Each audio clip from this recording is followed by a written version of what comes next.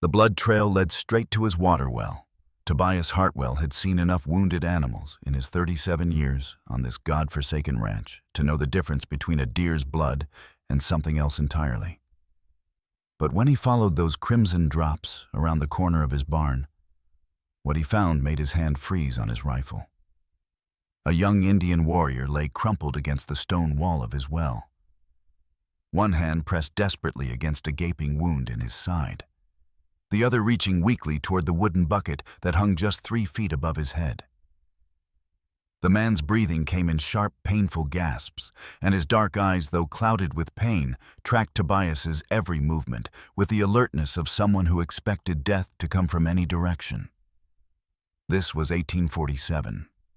The kind of year when finding an Indian on your property meant one thing: trouble, the kind of trouble that could get a man scalped in his sleep or burned alive in his own home. Every neighbor within 50 miles would tell Tobias the same thing: put a bullet in the savage's head and bury him deep where no one would ever find the body. Tobias raised his rifle finger, hovering over the trigger. The smart thing, the safe thing, the expected thing. But something in those dark eyes stopped him cold. It wasn't just pain he saw there. It was the same desperate thirst he'd felt during the drought of '44, when he'd gone 3 days without water and thought he might die from it, the same human need that transcended skin color, language, or which side of a war you were born into. The Indian tried to speak, his lips cracked and bleeding, but only a whisper came out: water. Tobias lowered his rifle and reached for the bucket. His neighbors would call him a fool. His brother back east would say he'd lost his mind to the frontier loneliness. Hell, maybe they'd be right. But as he knelt beside this wounded stranger and pressed the wooden rim to his lips, watching him drink like a man saved from drowning, Tobias knew one thing for certain: he was about to change both their lives forever. What Tobias didn't know was that this wounded warrior wasn't just any member of the local tribes, and what happened next would bring more riders to his ranch than he'd ever seen in his entire life.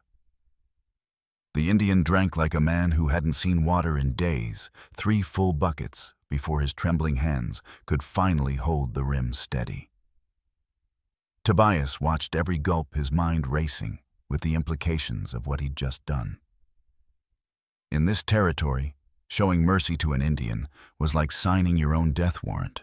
But as the color slowly returned to the warrior's face, Tobias noticed something that made his blood run cold. The wound in the man's side wasn't from an animal attack or a hunting accident. It was a bullet hole, fresh, still bleeding, and judging by the angle and the powder burns around the edges, someone had shot him at close range, recent close range, which meant whoever had done this might still be looking for him, might be tracking that same blood trail that led straight to Tobias's ranch, might be riding toward his property right now, with guns loaded and questions Tobias couldn't answer. The Indian seemed to sense his fear. With great effort, he raised one hand and pointed toward the horizon, then made a cutting motion across his throat. His message was clear. Danger was coming, soon. Tobias felt his heart hammering against his ribs. Every instinct screamed at him to drag this wounded stranger away from his property, hide the evidence, pretend this never happened, but the man could barely sit up, let alone walk. Moving him now would probably kill him, and leaving him here was like hanging a target on both their backs. That's when Tobias heard it, the sound that had kept him alive through 12 years of frontier living hoofbeats. In the distance, multiple horses riding hard and fast, coming straight toward his ranch. The Indian heard them too. His eyes went wide with what looked like genuine fear, and he tried to push himself up against the well, as if making himself smaller might somehow make him invisible. Blood immediately began seeping through his fingers, where he pressed them against his wound. Tobias grabbed the empty bucket and doused the blood trail as quickly as he could. But there was no time to clean it all. The riders would be here in minutes, maybe less. He looked down at the wounded warrior, this stranger who had stumbled into his life and turned it upside down in the span of a single afternoon. A man whose presence on his ranch could get them both killed, but whose dark eyes held something Tobias had never seen in an Indian before. Gratitude, pure human gratitude. The hoofbeats were getting closer now, close enough to count them 5 horses, maybe 6, all moving at a gallop that suggested they weren't coming for a friendly visit.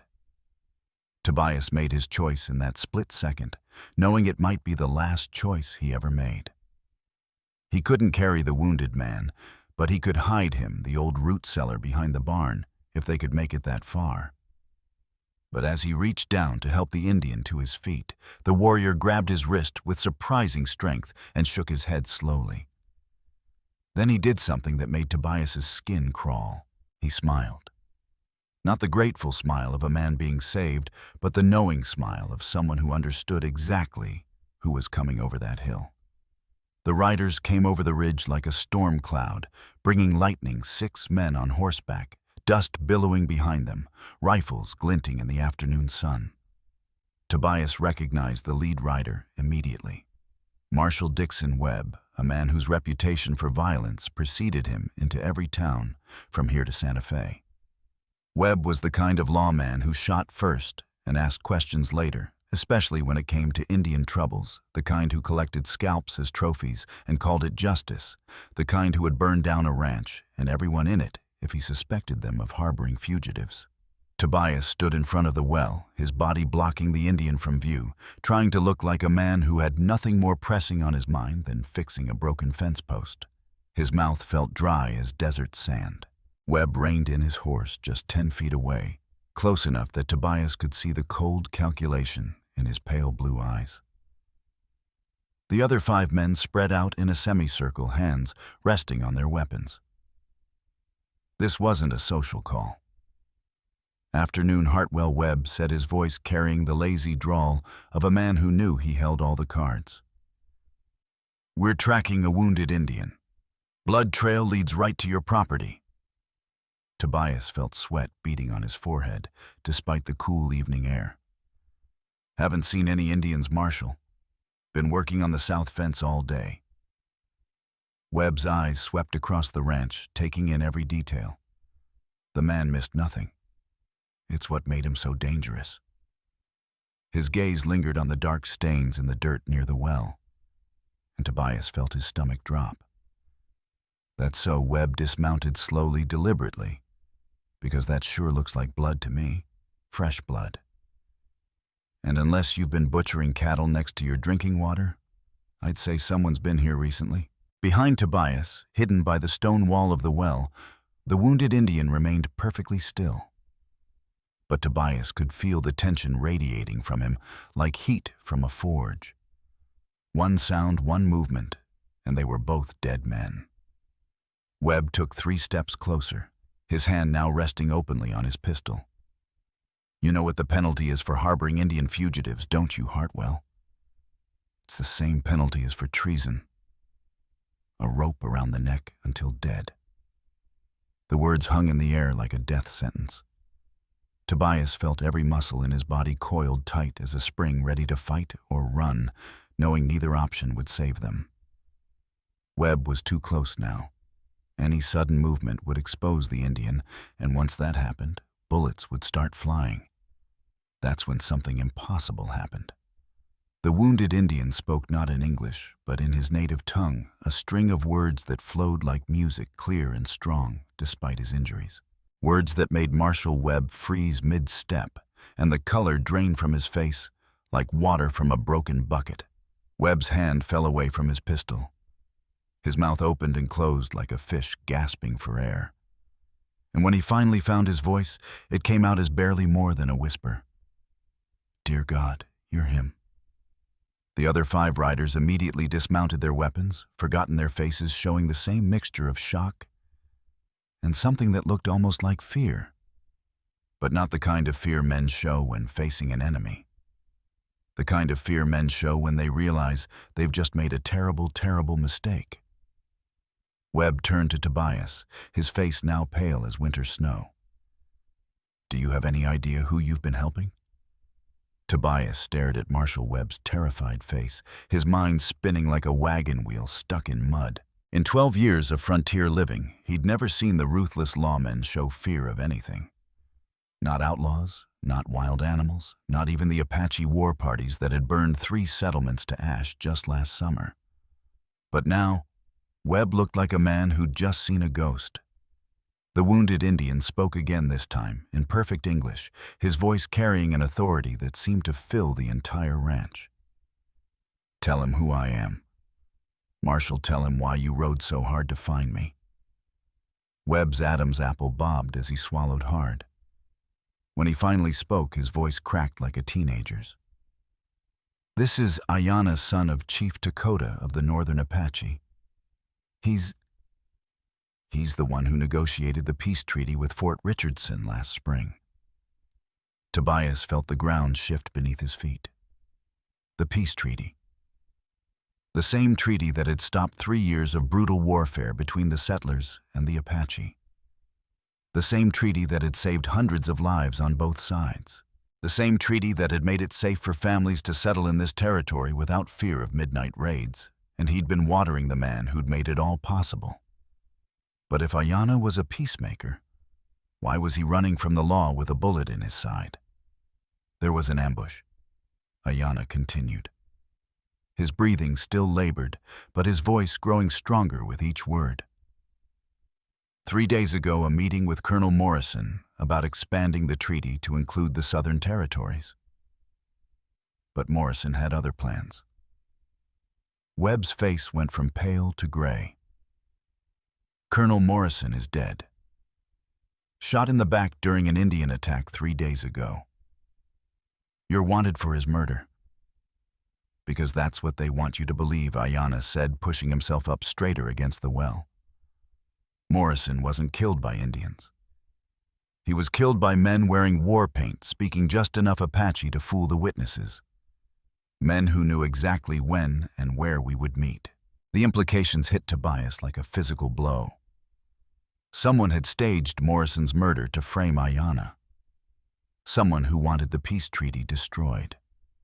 Someone who wanted the territory to burn again. Who, Webb asked, though his expression suggested he already suspected the answer. Ayanna's dark eyes hardened like flint. The same men who've been selling guns to the renegade tribes. The same men who've been making a fortune off this war. The same men who sent you to hunt me down instead of looking for the real killers. Webb took a step backward, his hand moving unconsciously toward his weapon before stopping. "You're talking about treason, about corruption in the territorial government. Those are serious accusations. And they'll remain accusations until I can prove them," Ayanna replied. "Which is why they need me dead before I reach the Apache Council tomorrow. Why they put a bullet in me and left me for dead. Why they're counting on men like you to finish what they started." Tobias watched this exchange with growing dread. He'd thought he was just helping a wounded stranger. Instead, he'd stumbled into the middle of a conspiracy that could tear the entire territory apart. But what chilled him most was the realization that if Ayanna was telling the truth, then Marshal Webb hadn't come here to arrest a fugitive. He'd come here to commit murder. The silence stretched like a taut rope about to snap. Webb's 5 men shifted nervously in their saddles' hands, hovering near weapons' eyes darting between their marshal and the wounded Apache, who'd just accused half the territorial government of murder and treason. Tobias could see the war happening behind Webb's eyes. The marshal was trapped between duty and truth, between orders and conscience. And men like Webb didn't handle moral dilemmas well. They usually solved them with bullets. "Even if what you're saying is true," Webb said slowly, "I have my orders. You're wanted for Morrison's murder. I'm supposed to bring you back dead or alive." "Dead would be more convenient," Ayanna replied. His voice steady despite the pain etched across his face. "Dead men can't testify. Dead men can't reveal who really benefits from another Indian war." One of Webb's men, a young deputy with nervous eyes, leaned forward in his saddle. "Marshal, If he's telling the truth about the peace treaty, shut up, Bradley Webb snapped. But Tobias could see doubt creeping into the marshal's expression, like cracks in a damn wall. That's when Ayanna played his final card. Reaching into a leather pouch at his belt, with trembling fingers, he pulled out a folded piece of paper stained with blood. This is why they tried to kill me. A letter from Colonel Morrison, written the night before he died. Webb stared at the letter like it might burst into flames. What does it say? It says Morrison discovered who's been supplying weapons to the renegade tribes. Names, dates, amounts, enough evidence to hang a dozen men. Ayanna's eyes never left Webb's face, including evidence that someone in the territorial marshal's office has been taking bribes to look the other way. The words hit Webb like a physical blow. His face went through several shades of pale before settling on a sickly green. Behind him, his men exchanged nervous glances, suddenly very interested in examining their horses' manes. Tobias felt his heart hammering against his ribs. He was witnessing something that could get them all killed. The moment when a corrupt lawman realized his own neck was on the chopping block. "You're lying," Webb said, but his voice lacked conviction. "Am I?" Ayanna held up the letter. "Morrison trusted me enough to give me this the night he died. Told me to get it to Fort Richardson if anything happened to him. Said it was insurance." Webb took a step forward, his hand now gripping his pistol. "Give me that letter. So you can destroy it?" Ayanna shook his head. "I don't think so, Marshal. But I'll make you a deal. Let me live long enough to reach the Apache Council tomorrow, and I'll make sure your name isn't mentioned when this all comes to light." The offer hung in the air like smoke from a gunshot. Tobias could see Webb calculating odds, weighing risks, trying to figure out which choice would keep him alive longer.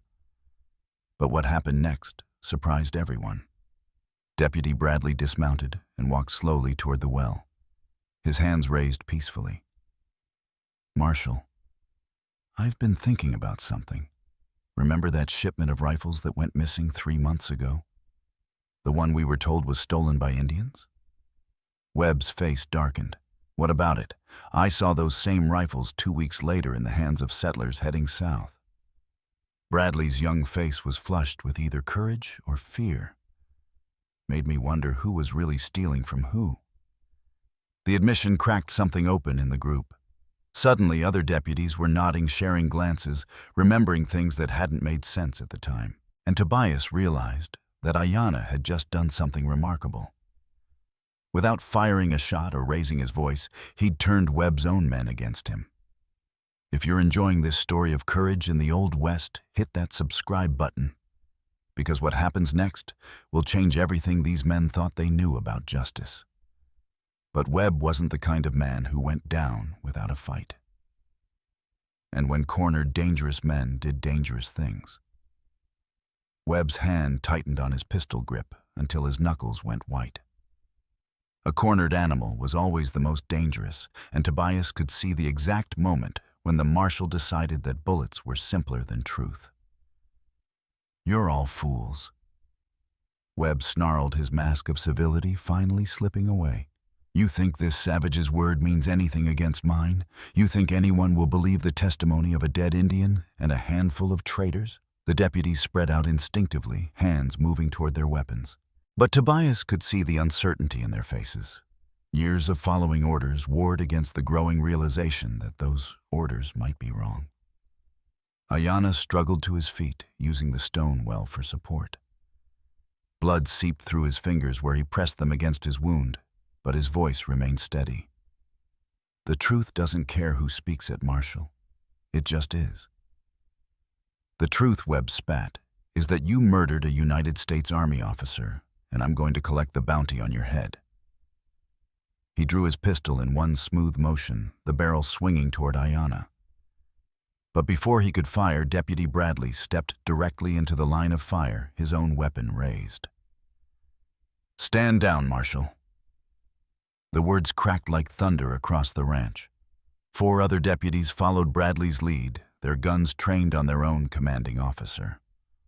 Only one man remained loyal to Webb, a grizzled veteran named Hawkins, who looked as corrupt as his boss. "You're making a mistake, boys," Webb said, though sweat now beaded on his forehead. "A mistake that'll cost you your badges, maybe your lives?" "Maybe," Bradley replied, "but I've made enough mistakes following your orders. I won't make any more." Tobias watched this standoff with growing dread. 6 armed men in his ranch yard, all pointing guns at each other, all convinced they were in the right. This was how range wars started. This was how good men died for bad reasons. That's when Ayanna did something unexpected. He began to sing not in English, but in Apache, a low, haunting melody that seemed to rise from the earth itself, the ancient words carried across the ranch like wind through canyon walls. Speaking of honor and sacrifice of brothers who stood together against the darkness, the effect was immediate and startling. The deputies lowered their weapons slightly, not understanding the words, but feeling their power. Even Webb seemed momentarily mesmerized by the sound, and while they listened, transfixed, Ayanna was doing something else entirely. He was calling to his people. The song was a signal, a message carried on the evening wind to ears that knew how to listen. Tobias realized this with a chill that ran down his spine like ice water. Ayanna wasn't just singing, he was summoning. The melody ended, and silence fell over the ranch like a heavy blanket. But in that silence, Tobias heard something that made his blood run cold. Hoofbeats distant but growing closer, many hoofbeats moving fast. Webb heard them too. His face went pale as moonlight. How many Ayanna smiled, despite his pain. Enough. The sound grew louder, multiplying until it sounded like thunder rolling across the plains. Not 6 riders this time, not even a dozen. An entire Apache war party was riding toward Tobias's ranch, and they would arrive within minutes. Webb raised his pistol again, this time pointing it directly at Tobias's chest. "You did this. You helped him signal them." "I gave a dying man water," Tobias replied, surprised by the steadiness of his own voice. "Same as I'd do for any creature suffering on my land." The hoofbeats were close enough now to feel in the ground beneath their feet. Close enough to count. Too many to count. And Webb finally understood what Ayanna had been planning all along. They came over the horizon like a vision from another world. 50 Apache warriors on horseback moving in perfect formation, their war paint gleaming in the dying sunlight. But as they drew closer, Tobias realized something that defied everything he thought he knew about Indian war parties. They weren't coming for battle. At the head of the group rode an elderly chief whose presence commanded respect from 100 yards away. His gray hair was braided with eagle feathers, and despite his age, he sat his horse with the dignity of a man who had never bowed to anyone. Behind him rode warriors of every age, from seasoned fighters to young braves barely old enough to carry weapons. But their weapons remained sheathed. Webb's face cycled through confusion, fear, and desperate calculation. He still held his pistol trained on Tobias, but his hands shook like a man with fever. "This changes nothing. I still have my orders. Your orders came. A new voice are no longer valid." Everyone turned to see Deputy Bradley holding up an official-looking document. "This came through this morning, Marshal, direct from the territorial governor. All pursuit of Ayanna is suspended pending investigation into Colonel Morrison's death." Webb's face went purple with rage. "You lying piece of—" "Check your own dispatch pouch," Bradley interrupted, "unless you've been too busy collecting bounties to read your official mail." The Apache riders formed a wide circle around the ranch, not threatening, but unmistakably present. Their chief dismounted and walked slowly toward the well where his son waited. With each step, the old man's eyes never left Ayanna's face, searching for signs of serious injury. When father and son embraced, a collective sigh seemed to rise from the assembled warriors. Tobias found himself witnessing something sacred, the reunion of a leader with his people, a father with his child, a peace negotiator with those he'd sworn to protect. The chief spoke to his son in rapid Apache, his weathered hands checking the wound, his face grave with concern. Ayanna responded in the same language, but Tobias caught enough English mixed in to understand the gist, the truth, the conspiracy, the names of the real killers. When the conversation ended, the chief turned to face Webb with eyes like black diamonds. When he spoke, his English was perfect and precise. Marshal Webb. My son tells me you came here to murder him. Webb's pistol wavered. I came here to arrest a fugitive from your own corruption, the chief replied. A man whose only crime was discovering how you and your friends have been profiting from war between our peoples. The accusation hung in the air like smoke from a funeral pyre. Webb's remaining ally, Hawkins, was slowly backing his horse away from the circle, clearly calculating his chances of escape. You have no proof, Webb said. But his voice cracked on the words. The chief smiled not warmly, but with the satisfaction of a man holding all the cards. We have Morrison's letter. We have the testimony of the real killers, who confessed everything before they died, trying to escape our justice. And we have something else. He gestured to one of his warriors who rode forward carrying a leather satchel. From it, the warrior produced a stack of papers that made Webb's face go ashen. Your correspondence with the gun runners, the chief continued. Every payment, every shipment, every lie you told to cover your tracks. Morrison was more thorough than you knew. Webb's world collapsed in that moment. Tobias watched a man realize that all his schemes, all his violence, all his betrayals had been for nothing. The evidence was overwhelming, the witnesses reliable, the justice inevitable. But cornered animals were unpredictable. Webb swung his pistol toward the chief, desperation overriding common sense. If I'm going down, I'm taking you with me. What happened next moved faster than thought. Ayanna threw himself between the gun and his father despite his wound. The pistol fired and 50 Apache warriors reached for their weapons in perfect unison. But the shot went wild because Tobias Hartwell, a simple rancher who just wanted to help a thirsty man, had tackled Marshal Webb from behind, sending them both crashing to the ground in a tangle of dust and rage. The dust settled like a curtain falling on the final act of a play. Webb lay motionless beneath Tobias, his pistol thrown clear by the impact. Deputy Bradley and his men quickly secured both Webb and Hawkins, while the Apache warriors slowly lowered their weapons. But it was what happened next that would stay with Tobias for the rest of his life. The chief walked slowly to where Tobias sat, catching his breath in the dirt. The old man's weathered face showed no expression as he studied this white rancher who had risked everything for a stranger. Then, without warning, he placed both hands on Tobias's shoulders and spoke in Apache words that carried the weight of ceremony of honor, of recognition. Ayanna translated his voice thick with emotion. He says you are now brother to our people, that what you did today, showing mercy to an enemy, risking your life for truth, choosing courage over fear, these are the actions of a true warrior. Tobias felt something shift in his chest, like a door opening to let in light he'd never seen before. All his life he'd been taught that Indians were savages, enemies, obstacles to civilization. But looking into the chief's ancient eyes, he saw only wisdom, dignity, and a kind of respect he'd never earned from his own people. The ceremony that followed was unlike anything Tobias had ever witnessed. The Apache warriors dismounted and formed a circle around him. One by one they approached and touched his hand, not a handshake in the white man's fashion, but something deeper, a recognition of kinship that transcended skin color or culture.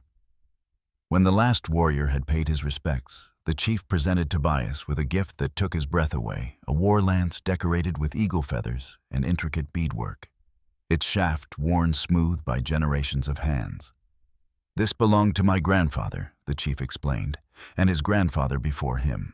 It has never been carried by anyone not born Apache. Until today, as the sun set over the mountains, painting the sky in shades of gold and crimson, the Apache prepared to depart. Ayana's wound had been properly treated by the tribal medicine man, and though he was still weak, he would live to see the peace treaty expanded and the real conspirators brought to justice. Before mounting his horse, Ayana clasped Tobias's hand one final time. "You saved more than my life today, brother. You saved the peace between our peoples." "I just gave a thirsty man some water," Tobias replied. Sometimes Ayana smiled. That's how the world changes, one cup of water at a time. 24 hours later, exactly as the title had promised, they were gone, but they left behind something precious, proof that in a world full of hatred and fear, simple human decency could still work miracles. Webb and Hawkins were tried and convicted of treason, corruption, and conspiracy to commit murder. The gun-running operation was dismantled, and the peace treaty was not only renewed, but expanded to include all the tribes of the territory. And Tobias Hartwell, a simple rancher who had shown mercy to a stranger, became the first white man in territorial history to be formally adopted into the Apache Nation.